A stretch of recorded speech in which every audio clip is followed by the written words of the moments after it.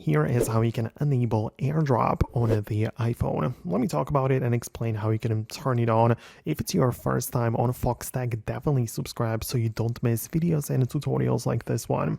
Okay, so the best way to go about it would be by going to the control center, which you can access by swiping down from the top right corner like this. And you're going to see a bunch of toggles like for brightness, Wi-Fi, and so on. And part of this like connectivity page or connectivity square, which you can even expand, you can see we have the airdrop, which has this icon like this, and you can tap on it and choose from three options.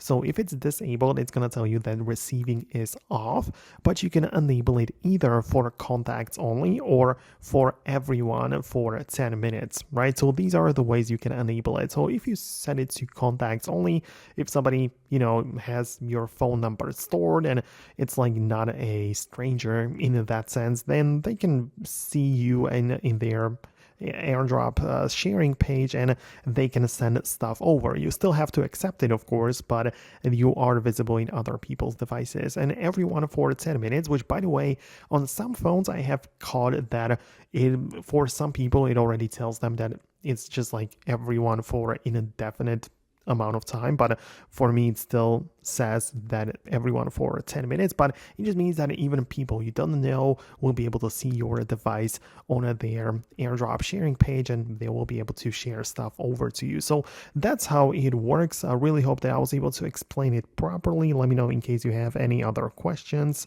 and I will see you later in the future uploads. For now, that's gonna be about it, and I'll talk to you soon.